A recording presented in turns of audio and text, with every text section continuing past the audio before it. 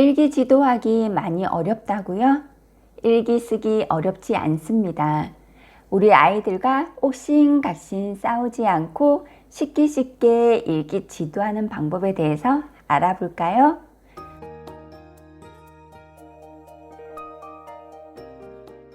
반갑습니다. 맘스터디입니다.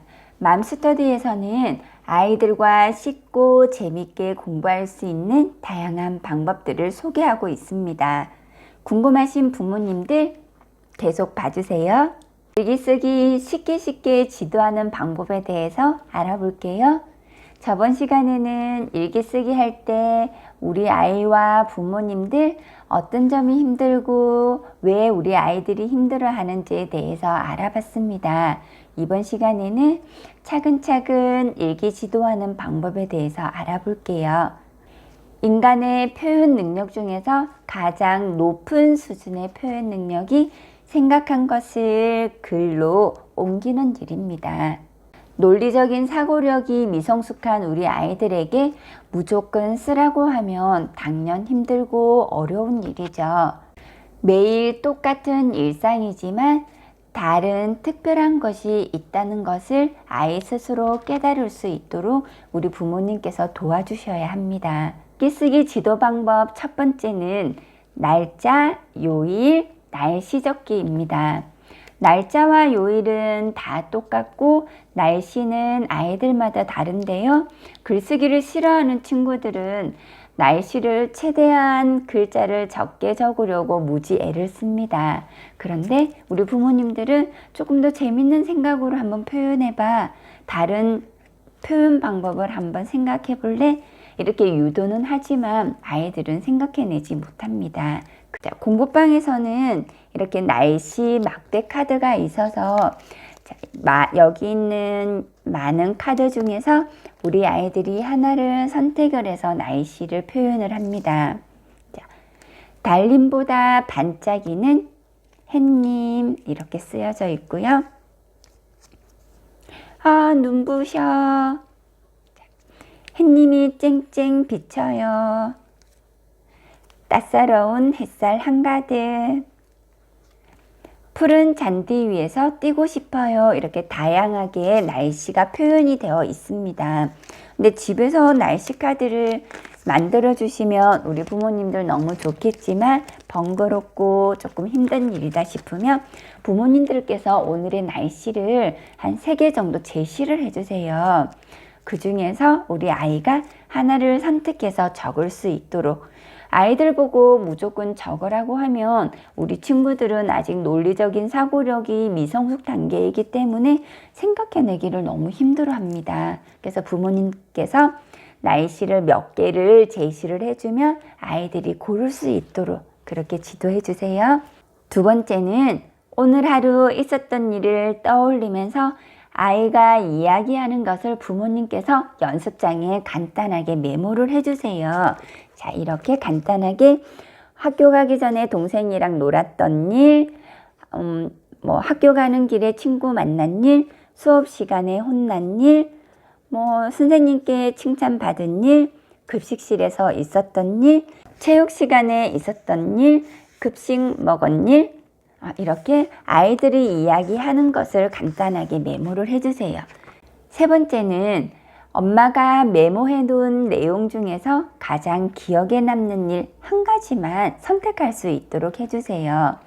아이가 이야기할 때 중얼중얼 무언가를 많이 이야기한 것을 주제로 선택을 한다면 글감의 내용이 더 풍부해집니다. 네 번째는 아이가 선택한 일에 대해서 마인드맵으로 아이의 생각을 어머니께서 간단하게 메모를 해주세요. 예를 들어서 우리 아이가 수업 시간에 친구가 혼난 일, 가운데는 수업 시간에 혼난 일이라고 적으시고요.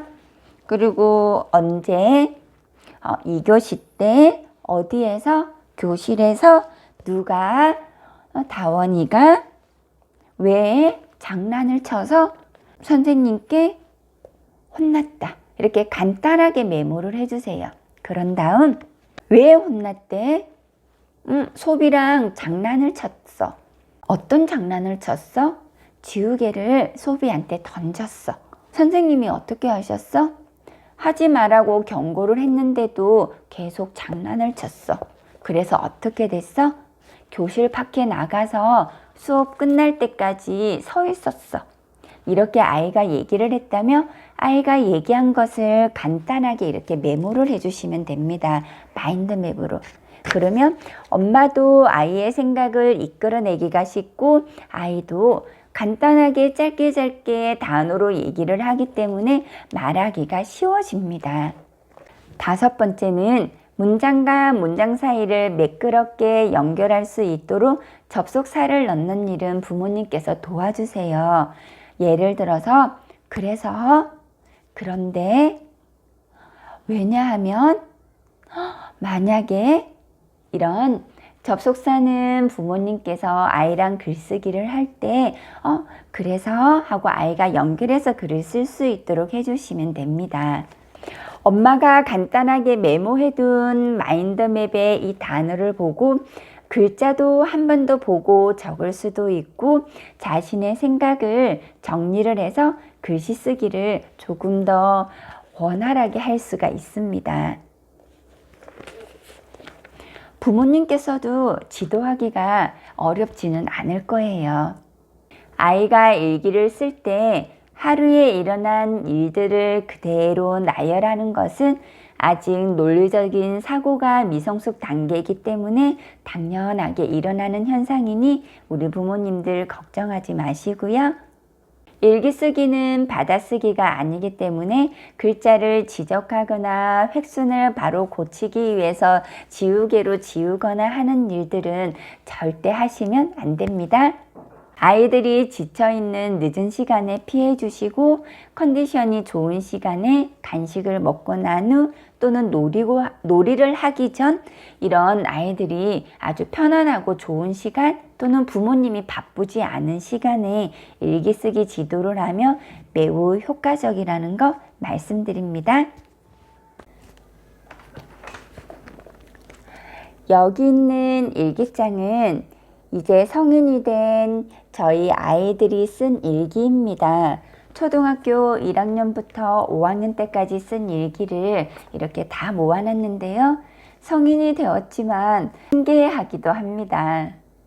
자, 오늘은 아이들이 1학년 때 쓴 일기를 소개해 보도록 하겠습니다.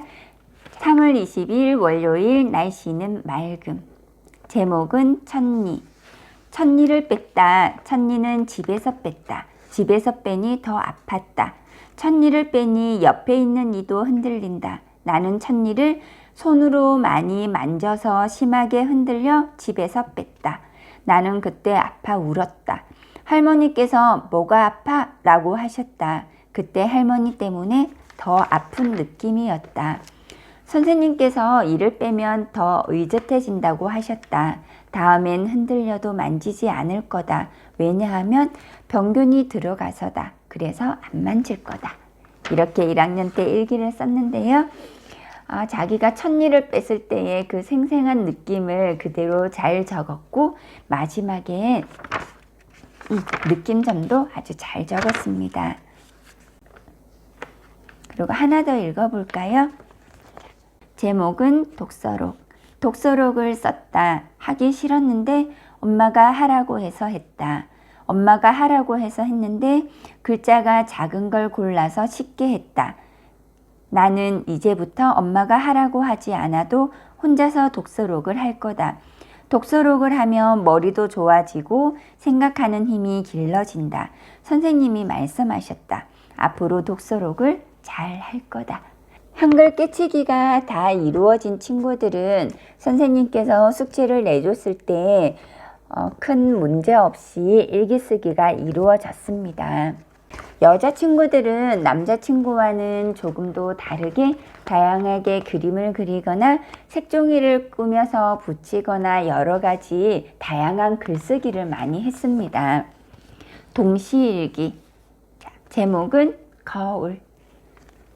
거울은 따라쟁이. 엄마가 팔과 손을 흔들면 거울도 팔과 손을 흔들어. 거울은 따라쟁이. 야, 따라하지 마. 짜증날 때도 있지. 거울은 따라쟁이. 거울아 거울아 누가 제일 예쁘니? 나지 나. 그래 맞지. 히히 좋아라. 알파벳으로 일기 쓰기 했는데요. 이 친구는 아직 한글 깨치기가 원활하게 이루어지지 않았기 때문에 생활일기처럼 글씨를 많이 쓰거나 자신의 생각을 정리해서 일기 쓰는 논리적인 사고력이 아직 미성숙한 단계이기 때문에 이렇게 다른 방법으로 일기 쓰기를 연습을 했습니다. 고학년이 되면 이렇게 글씨도 반듯하고 일기 내용도 알찬데요. 학교 선생님께서도 우리 아이들의 마음을 알기 위해서 코멘터도 아주 길게 달아주세요. 선생님의 코멘트 한번 읽어볼게요. 일기장의 제목은 회장선거라는 제목이었습니다. 자, 우와, 대홍이가 내년 회장선거에 나올 것을 생각하니까 선생님이 기대되는데 열심히 노력해서 내년에 보림초를 대홍이가 한번 이끌어봐. 선생님은 대홍이가 친구를 조금만 더 배려하는 마음을 갖는다면 회장이 되었을 때 큰 힘이 될 것 같아. 대홍이 화이팅! 이렇게 해서 하트 표시를 붙여서 이렇게 코멘트를 달아주셨습니다. 일기 쓰기를 꾸준히 하였더니 글쓰기 실력도 좋아지고 글 쓰는 것을 좋아하게 되었습니다. 그래서 스스로 사계절 시집, 이래서 시집도 한권 만들어 보았습니다. 한번 읽어볼게요. 제1장 봄의 이야기. 맑은 시냇물. 시냇물 맑고 맑은 시냇물 아주 푸르고 깨끗하다네. 바위에 기대어 시냇물에 발을 담그고 눈을 감으면 세상이 모두 푸르게 되네. 바위에 머리 대고 누우면 시원한 바람 불고 차가운 물이 탁탁 튀네. 이렇게 일기 쓰기의 지도는 중요한데요. 다음 시간에도 부모님들께 도움되는 방법으로 찾아오겠습니다. 마음스터디에 있는 영상으로 복습도 해주시고요.